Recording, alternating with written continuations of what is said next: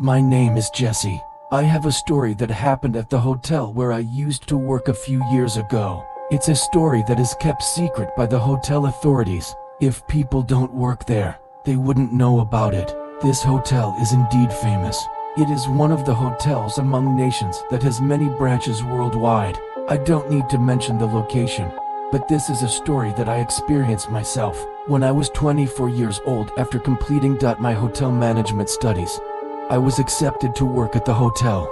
The position offered was as a frontliner or guest greeter, where we would welcome and register guests entering and exiting the hotel. Everything was going as usual, but after entering the second week, the supervisor announced that our schedule would be rearranged, where I was scheduled to work the night shift, where we would start working from 7 p.m. until 7 a.m. During the night, there will be 2 people on duty at the counter. During the night, there are rarely any guests.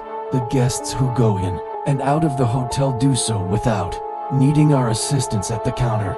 Therefore, our job is only to serve because guests may need help, either coming to the counter or calling us from their rooms. Besides that, we just sat at the counter ready if needed. I was scheduled to work the night shift with a senior named Mike. The first night and the second night nothing happened until the third night when my colleague, Mike, fell ill, so I was supposed to work alone that night. Fortunately, on that night another senior colleague of mine named Alex came to replace Mike. That night around 2 a.m. I was sitting alone at the hotel counter while Alex was attending to guests on the upper floor. Suddenly, the sound of the glass door in the lobby opened. I looked up to see who was entering, and I stood up to greet him. I noticed that it was a man wearing a uniform similar to ours, but his uniform looked a bit worn out. He walked with his shoulders slouched, his face looked unkempt, and his demeanor seemed weak. The dim light in the lobby made his face clear, and all I noticed was his messy hair.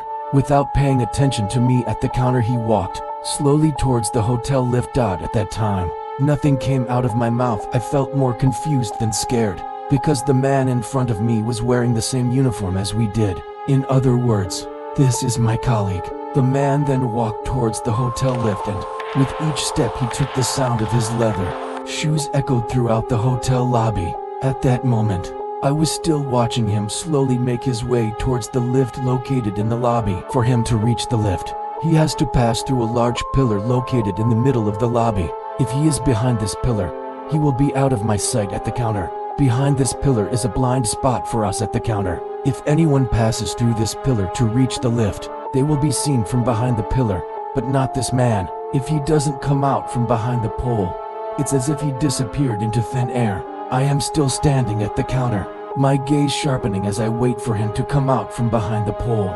Suddenly, Jesse, Alex comes from the side and greets me, causing me to be surprised. Alex notices my pale face and confused expression, and he asks, "Are you okay?" I just look at Alex and remain silent. Alex suggests, "Jesse, why don't you take a short break in the office?" I also entered our office and took a short break. In about 20 minutes I returned to the counter. As soon as Alex saw me, a mischievous smile appeared on his face. I asked Alex why. "Why, Alex?" And Alex said with a grin, "Did you see that man?" I was surprised when Alex said that, and I said, "Huh? The man wearing our uniform?" Alex said yes. I replied, "Yes, that man." Then I asked Alex who that was, and Alex said, "Oh, never mind. You don't want the night shift later." Alex continued in that manner, and the more he spoke, the more curious I became. Then I pressured Alex to tell me what he knew, and finally he agreed.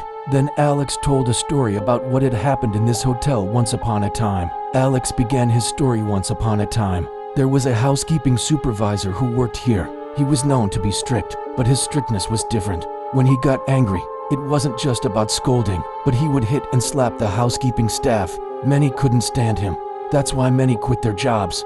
But somehow, despite many reports against this supervisor, he was not fired. Some say he has connections with the hotel owner. Imagine, there was a time when he slapped a female worker until she fainted. And you know what happened? The girl entered one of the rooms in this hotel and hanged herself. Huh? I was shocked when Alex said this. I asked in disbelief, "Is it really like that, Alex?" Alex continued to tell the story. It turns out that a week before the girl hanged herself, her mother passed away. No one knew. Her father, a drunkard who always beat her at home at work. She was also beaten by her supervisor. and humiliated in front of her colleagues. After that incident, the male supervisor quit his job, reportedly feeling regretful for what he had done. He hanged himself at his house.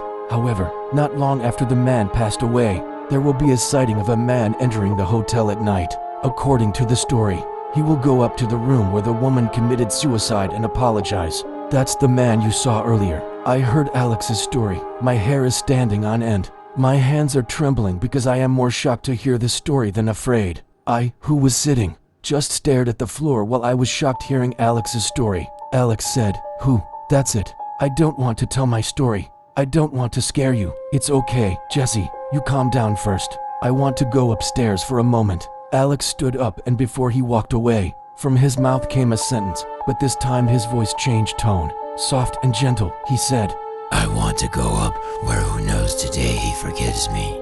My eyes widened. The pounding that I felt earlier grew stronger. I wondered why Alex spoke like this. Slowly, I raised my head, different from what I saw earlier. This time what I saw were Alex's torn shoes, his worn-out pants, and also the jacket he was wearing until my eyes saw his face. This is the mysterious man that I saw earlier. Apparently, the man who introduced himself as Alex was not human. Slowly my gaze on him blurred and I fell from the chair. Several hours later, I was startled by my other colleagues. They said they found me passed out behind the counter. I told them everything that happened, and most of them were aware of this story. Some of them had even been disturbed like me. After that incident, I continued to work for another 2 years at the hotel before quitting and working elsewhere. Today, I am working at another hotel, no longer as a frontliner but in management, and there have been no more disturbances like that. Thank you. Thank you for watching my video.